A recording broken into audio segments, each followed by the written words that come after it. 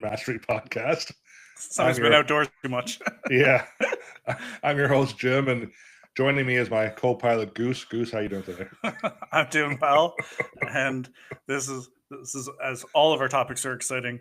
We're going to talk about some portion of retirement, and I felt like this weekend I was a little bit in the retirement wave, which was tending to the garden, being outside, making sure my grass was well tended to, and of course, as any good Italian does, watering their driveway. So I actually did that too. Well, this is take two for us. For some of you who join us and watch us live, we recorded this, or at least part of this episode yesterday, and then about 20 minutes in, all of a sudden, we disappeared. And the reason for that was my internet connection dropped, and it was gone for 4 or 5 hours. So we are going to attempt this recording once again. And today we're going to be talking about retirement tax traps, how to keep more of your money when you retire, because there's a lot of myths about retirement and retirement income that, Ryan, you and I come across on a regular basis, surprisingly enough. So we're going to maybe bust some of those myths and then provide some advice on how you can avoid paying some tax in retirement, because it's difficult to not pay any tax at all, right, Ryan? That is correct. Unless you're a government official, and then you just figure out ways to otherwise. So, sun, I'm telling you, it's the sun. They're knocking on your door today. So anyways, the first thing we're going to talk about is why tax withholding still matters in retirement, because there is this one myth that, again, Ryan, you and I come across on a regular basis, which is, well, now I'm retired, so I pay no taxes on my income. Yep. True or not true? I hate to break it to people, but not true. So you will continue to pay taxes in retirement, and for some that haven't planned it, will tend to pay more taxes in retirement than they did during their working years. And I'm looking often at a lot of the people that hold pensions as one of the number one group of people that come to us and then have this conversation, not realizing that their tax amount will be increasing in retirement because of what they're receiving, and that comes down to poor planning with individuals that have given them the wrong information, or in many cases no information at all. And I think one of the big ones that we often talk about is RRSPs. I've said this in the past, which is an RRSP is like having a joint bank account with the government, because that's essentially what it is until you reach retirement. So I know that's how you put it, and for me, I kind of put it as that refund that you get really is a loan that CRA is giving you, and eventually they're going to recollect, and that's going to be in the future, and most likely they're going to be collecting a lot more than what you receive from them.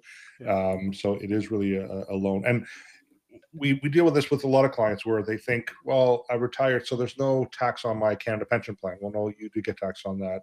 There's no tax on my old age security. No, you do get taxed on that as well. Well, my company pension, I probably won't get taxed on that. No, you get taxed on that too. And surprisingly, if you start taking money out of your RSP, convert it to a RIF, that's all fully taxable income. And a lot of people misunderstand that. I literally just had a meeting today with a client that started to work with me with her retirement plan. And we talked about her RSP assets, and she has insurance. And she said, well, maybe I'm overly insured. And I let her know that we were going to go through the assessment to determine that. I said, but we're not only going to look at what the current need is for the insurance, but also what the future need is for that insurance, meaning the potential tax bill. And she asked, well, what do you mean by that? I said, well, you have this significant amount of money saved in an RSP. Her husband unfortunately passed away, so she has her kids listed as beneficiaries. And said, do you know what happens when you pass away to this RSP money? She had no idea. And she's been dealing with the banks all her life. So then I explained to her what would happen, and she was shocked by it. Because again, no one ever took the time to explain it to her. All they would do is she would go into the bank and they would say, what's your RSP contribution for the year? And let's put it into XYZ fund. And that's it, right? Not really talking about the future consequences and whatever else. And to your point, with sometimes people end up paying more in taxes in retirement than they do during their working years because they don't take into account they have their pension plan, CPP, OAS, and now the RSP that's coming in. In many cases, they are paying more than they were during their working years, which is Yeah. unfortunate. And part of that too is because they also don't have any tax deductions as well, Yeah. right? That's part of the reason. Yeah. So yes, you do pay tax on a lot of these retirement income sources, and in many cases, you don't get to control how much, right? I think that's a big second conversation when I have these conversations with people, usually around 5 years out of retirement, or in some cases, 3 months out from retirement, is really trying to let them understand like what is the income that's going to come in retirement. And that's why we often do cash flow planning with a lot of retirees, both in retirement and out of retirement, because once you're in retirement, you, for the most part, have this fixed income that's coming in. You know the amount that's going to come in because of, again, the government controls and lays out how much each month or however you take your RSPs, which is eventually a RIFT. They control the amount that's going to come. Your pension is already set for the most part as to what you're receiving, and then all the things as OAS and CPP, and again the discussion of when to take any and all of them might be saved for later on or another podcast. So Yeah, and we always talk about net income, right? Because what's important is the amount that you receive, you get to keep and you get to enjoy and spend, yeah, right? And the gross income, some of that's going to CRA. So we want to make sure that we always work with net income. But there's other sources of retirement income because a lot of people believe that the retirement savings is an RSP, but you can invest in non-registered investments. And depending on how they're structured and how those income distributions are made, there could be some interest income, which is probably the worst because you pay tax on 100% of your interest income. But then you could have some dividend income and also some capital gain, and there's preferential treatment on how that's treated from a taxation point of view. And then finally, tax-free savings accounts. There is a benefit to putting money in your tax-free savings account, and it helps you control your tax burden when you do retire. So you can take less from your registered assets if you need to, and top up using a combination of non-registered and tax-free savings account. Right? yep, yep, Yeah. So the RSP isn't the only way. Now, one of the things that I think people also get burned on in their first couple of years of retirement is how they owe money to the government at the end of the year, and they don't understand why. And what tends to happen is, for example, if you have an employer pension plan, the employer is going to withhold taxes based solely on what income they're paying you. They don't care about any other sources that you have. So if you're earning $50,000 a year from your defined benefit pension plan, your employer is going to basically withhold taxes based on that 50,000. They don't care if you have CPP on top of that and RSP money that's coming out and whatever else. No different with CPP and other sources as well. If there's any withholding, they're only going to base it on the income that they are paying you. So in many cases, people are actually not paying enough taxes from these multiple sources, and then at the end of the year, they get this big huge tax bill, and they panic. So one of the things that they can do, Ryan, is what to kind of avoid some of that. Oh, you totally threw me off there. Sorry. TFSA is one of the biggest ways to ensure. No. Withholding. Adjust your withholding Oh, taxes. okay. Right. So basically, what you can do is, for example, you can go to CRA, Yeah. and if they're withholding, let's call it 10%, you can ask them to withhold more. So that way you don't have that big, huge tax bill at the end of the year. Right. Often I have these conversations with people that go to their employer and ask their employer to withhold more tax. And that way, sorry, I've never actually gone the other way of going to CRA and asking that. But I often ask clients, hey, you can go to your employer and they will put aside some more money. And that way, at the very end of the year, they're not getting shocked with a tax bill they're owing, which is often people want to put that money and take it for a vacation instead of having to owe the money to to the government so they can go on vacation. So Ryan, I think you've probably had way too much sun hitting you today, Yeah. because we're not talking about people during their working years. We're talking Yeah. about people who are retired and how they could actually minimize the tax burden, right? Yes. So what they can do is they can go to Canada Pension and request them to take more withholding, Yeah. right? Their pension plan, they can request that more is withheld. But in many cases, we say to people, don't withhold more, because here's the thing, they're not paying you any interest on your money, right? CRA, so if you file your taxes April 30th and you owe them $8,000 because you didn't pay enough tax, and you write them a check for the $8,000, you're fine. There's no penalty. And in the meantime, you've had that $8,000 sitting in your TFSA or non-registered account or whatever else, earning 3, 4, 5%. Even if you just keep in a savings account at 2%, for example, right? Yeah. So during that period of time that you're waiting to owe them money, at least you can make some money on your money before you write that check. Yeah. But the opposite isn't true. If you overpay CRA and that you get a refund, they're not paying you that refund with interest, right? So typically we just say, put that money aside. Don't actually ask for extra withholding from these sources. Mhm. Put it aside, write the check in April. In the meantime, you're collecting 2, 3, 4, 5%, whatever it is, on your money. Yeah. So are we back on track now, Ryan? Yeah, totally back on track. And yes, thank you. The sun is totally affecting my ability to think properly. But I was right on the TFSA at the very end. So put your money in the TFSA. Even though the topic is how to adjust your withholding, that's what we're talking about right now. So, anyways, let's get splash some cold water on your face. Let's get back on track again. Now here, I mean, CRA does have its own online tools to estimate what your tax might be, right? So you can go to CRA, or if you want to figure it out, if you do want that more withholding done, talk to your accountant, right? So the bottom line is you can even go online, you'll find calculators to say, well, here's all my sources of income. What is the total amount of tax that I'm expected to pay based on these different sources of income? And then again, you can project that way. Or just reach out to us and we'll help you out as well to determine that. But bottom line is, we don't think you should pay them more accelerated or have more withholding. Just keep it in your bank account until it's due.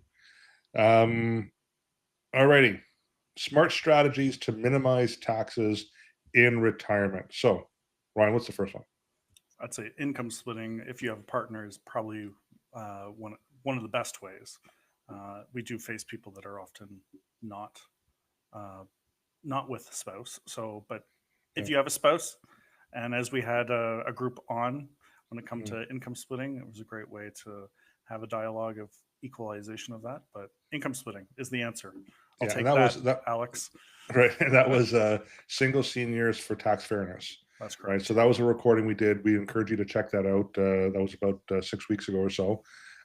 And they talk about how it is unfair for a single senior when they're earning a lot of this taxable income. They end up paying more net tax than a couple taking the exact same amount of tax. So income splitting is an option if, again, you have a spouse, but sometimes that isn't an option. Timing RSP withdrawals before age 71. This one can be controversial, right? Because a lot of times we'll take out more when you're younger. There'll be less left over by the time you pass away. The problem with that is, what if you outlive the money, right?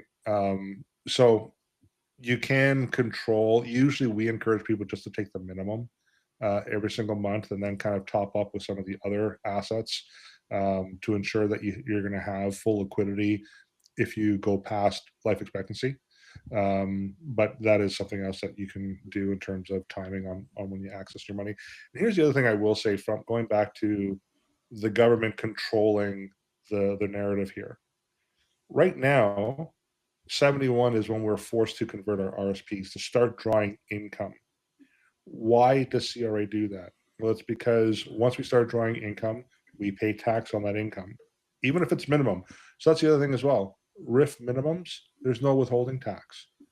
People misunderstand that. They think, well, there's no withholding tax, so there's no tax on it. No. You still have to report it as income, and then you're going to owe the tax man the following year, right? Anything above and beyond the RIF minimum that you take out, there is a withholding tax depending on the formulas. So what CRA has done in the past, at least in my lifetime that I can recall, is I believe it was 2006, 2007, the conservative government at the time was going to force people to start drawing from their RIFs or their RSPs. I think it was 69 at the time. And then we had the global market meltdown, and a lot of people lost 30-40% of the value in their retirement accounts. So then the government reverted back to the 71 again. So that way we weren't depleting accounts quickly. And then that kind of went out for a while. And then the Liberal government under Trudeau also introduced to reduce the age. And I believe it was either 68, 69 again. And then COVID hit. And at that point, they're like, you know what, we can't force people at this age. We're going to revert back to 71. So I wouldn't be surprised with all of the expenses that the country has taken on, all of the deficits that we're taking on as a country. I would not be surprised if at some point in the future, the current government, and this isn't to go after liberals, conservatives, because they both did it, but I wouldn't be surprised if they turn around and they say, you know what, we're going to now start forcing people to draw their money sooner than 71. So now that starts to create a tax income base for the government. The other thing they could do too is they might also increase the formula, right? So at one point they actually reduced the minimum amount, so it's a percentage of market value. Yeah. They could turn around and actually revamp that whole formula again and force us to take out more, so that way there's more tax money going to the government. So just keep that in mind when you're investing in registered accounts. You're playing a game. The government basically keeps changing the goalposts all the time. Yeah. Right. And this is why we look at other options as well. yeah. And again, I want to, for education purposes too, for people at this time of the recording, that age 71, that your RRSP, registered savings plans, turns into RIFs. So you have no choice. And this is something that, and liras turn into lifts. This is something a lot of people don't realize that happens, is that it's automatically turned into no longer a savings, but now an income source for you. And again, as you just said, you have no control over that. The government is the one that controls this. So if they suddenly change it to 70, 69, 68, whatever it may be aware that a flip of the switch happens, and this is what we can't control. Often I get confused clients that are asking me like, well, I don't want to right now. And I said, well, there's nothing I can do about it. You have to talk to your local representative, right? So I've had clients saying, I don't need it. Yeah. And I'm already at X amount of tax bracket. This is going to push me to the next tax bracket, and I don't need it. Yeah. Right. And it's like, sorry, but these are the rules. We have no choice. Yeah. And that goes back to, again, we're talking about retirement for those people that are 20 years out, 30 years out, to really talk about what your goals are further out than waiting until a year or two out or 5 years out, because then we can actually plan further and plan other strategies. And that's our next point is strategic use of a TFSA, or in some cases non-registered accounts, right? So yeah, that's another way we can minimize tax in retirement, where again, if you're taking your minimums on your registered accounts, meaning your RIFs and LIFs and whatever else, that you can subsidize some of your income with the TFSA and non-registered to control the tax bill. So that's a very good point. Another one is charitable donations and tax credits. So if you're someone who's in a giving mood and able to, right, giving to charity will help obviously reduce your tax bill as well. Yeah. Right. And then there's a couple of other strategies that we're going to talk about. We're just touching on them, and we're not going to get into too much detail, but we have in other episodes. The first one is the insured retirement strategy. Do you want to take a crack at what this is, or do you want me to go for it? Go ahead. Okay. So some people buy life insurance for the death benefit. Most people buy life insurance for the death benefit. But if you buy a certain type of insurance product, you can actually use it for retirement purposes. And before you start coming at me saying it's not a good investment and you shouldn't use it, we're not saying this is what you do with 100% of your money. We're saying this is part of the strategy, right? So we're not saying take every single last dollar, buy insurance policies, and implement and incorporate the strategy. We're saying this is part of it, okay, out of your overall portfolio. But with the insured retirement strategy, what you can do is you can build those cash reserves. Typically, I prefer to use things like permanent insurance, not universal life, because there is an investment risk potentially associated with that. So dividend paying permanent insurance coverage with some of the big providers here in the country. That's what I prefer. The reason why we do that is there's no market risk. Once you earn the dividend, you don't lose a dividend, right? It's the good old fashioned what Einstein said about the effects of compounding, right? Now the money, the cash surrender value grows sheltered, so there's no taxes that you're paying on those dividends that you're earning every year, and eventually you accumulate an X amount of what's referred to as a cash surrender value. So let's say the projected cash surrender value is $500,000. Now, there's a couple of ways you can access the $500,000 in the insurance policy. You can do a redemption from the policy, and that could trigger some taxable income. But what most people do is they collateralize that $500,000 cash surrender value. They take it to a bank. There are programs in place. This has been a program in place for 30, 40 years from ever since that I've been in the business. And literally it's almost like a reverse mortgage strategy, but you're using your cash surrender value in your insurance policy. You collateralize the 500,000. The bank will give you, call it 400 to 450,000 of a line of credit, which you then can use as income. Now, because you're taking money from a line of credit, that's not taxable income. With these programs, if structured properly, you don't have to make any interest payments on the line of credit. You only pay as you use it. And what you do is you capitalize the interest. So what that means is you're not making a payment every single month, but it is being tacked on to the total value of the policy. When you pass away, the bank takes what they've lent out in the line of credit, so whatever's owed, plus the capitalized interest on top of that, and then the balance death surrender or the death benefit, and there might be a partial surrender value that potentially can get paid out to your beneficiaries. So it's another strategy that you can incorporate to help manage your tax bill during retirement. And then finally, there's the reverse mortgage strategy. Do you want to take this one? Well, we talked about it on a previous podcast, right? So Yeah, with John. Which I would say go back and watch that for more details Yeah. as to going. But again, as you just mentioned, it kind of does the exact same thing as the insured strategy, right? And I think for all of these things, we're not telling people to do one or the other, but we often talk about layering and really diversifying and layering your strategy for retirement. So, Mhm. and it is again going to an institution and being able to take out a certain amount of money against the home, and being able to use that money as a tax strategy, and at the same time as a way to fund your retirement without having to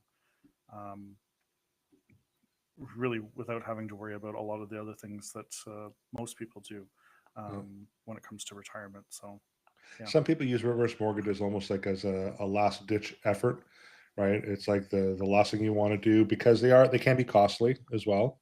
But again, they can be a very good tax planning strategy, also an estate planning tool, right? Yeah. Because I'll use just some basic numbers. If you have $1 million home and there's no mortgage on it, you pass away, it's $1 million estate asset that has to be probated and going through all the issues. However, if there's a mortgage registered on title, it's the net amount, so the value of the home minus the registered debt on the property that gets probated. So if you had a $500,000 reverse mortgage, you've taken the money, you've invested it. We can put those in seg funds if you want to. So seg funds, that avoids probate. From an estate point of view, now you've turned $1 million asset, real estate asset, that's probatable into a $500,000 probatable asset, right? So that's something to consider. So to your point, Ryan, we're not saying everyone run out and get a reverse mortgage, that it's for everybody. No, absolutely not. But in certain circumstances, it saved a lot of people from being forced out of their homes, Yep. not being able to retire, having to work a lot longer than they were able to, mobility issues, on and on and on, right? So it is a tool in the toolbox that you should consider as the overall strategy, Yeah. right? Yeah. Anything else you want to add to the conversation?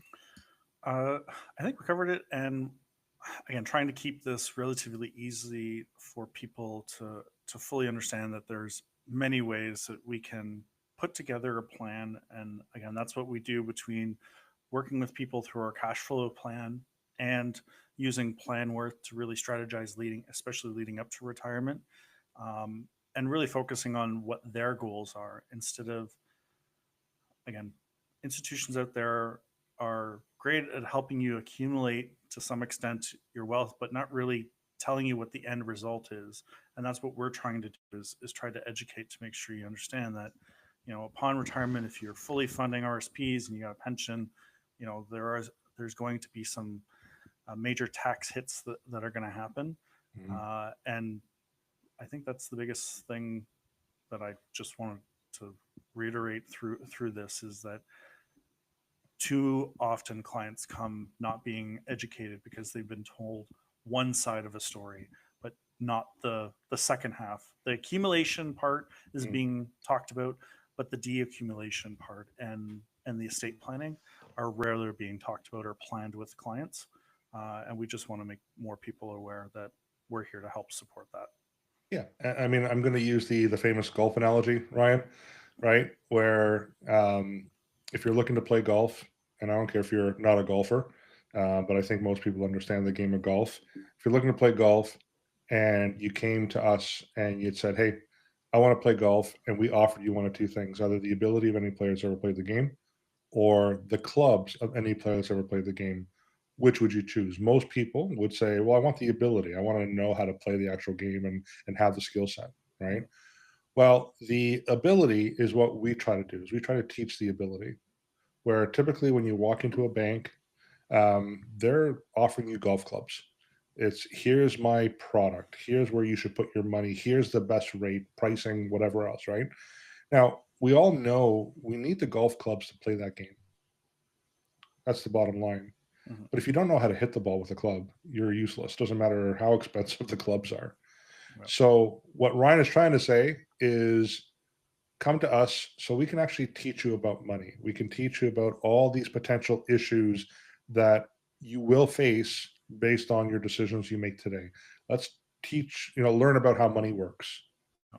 And then after that, we will talk about the clubs so you can play the game, right? But don't get into that trap. It's online, social media. Look at our account, our portfolio fee. Here's the best product. Here's our best rate. That's what we're bombarded with. Yeah. Those are the shiny clubs. Let's learn how to hit the ball first. Avoid the water and the sand traps. That's what I'm told. Yes. Right. And that's why when we put a plan in place, I've had clients ask about, well, where should we invest our money? Well, we don't know yet. Yeah. First, let's see what the outcome is going to look like based on what you're currently doing, right? And then we'll decide everything else. So that's ultimately what we're trying to do here. Yeah. So I guess to kind of wrap this up, bottom line is there are tools out there that you can use yourself in terms of determining what your tax bill is going to be. But if you don't have a tax advisor, if you don't have someone who specializes in taxation, you can reach out to us, reach out to your own advisor if you'd like, but we'd be more than happy to help you. And we can kind of help you work through some of those scenarios in terms of what's the amount you can expect to take home. We want to see what we refer to that big red number, right, Ryan? We want to see that number as small as we possibly can, because the bigger that number, that means the more CRA is getting. Yeah. So that's what we want to work through with you. The less your family and the less your charities and the less your legacy is getting. So, and that big red number is a pretty shocking number for pretty much every client we've ever done this with. So it is. And the final thing I would say is, if you hear from someone who says, no, 100%, this is where you put all your money. This is the strategy. There's nothing better than this. Everyone should be doing it. That's a red flag. I think for us, as we make recommendations, it's, again, we talk about the toolbox. There are different tools in that toolbox. They're not used in every single situation, but they are depending on the client's circumstance. So look out for our past episodes, like and subscribe, share. We'd love to get this information out as much as we possibly can. And I think, Ryan, the next episode, I think we're skipping next week again, because here in Canada, we have Canada Day weekend, a long weekend. Yep. So we'll be skipping that. But the following week, it looks like we're hoping to introduce a new team member to the TVH team. Yep. So we'll leave it at that. Thanks, everyone. Have a great afternoon. Take care.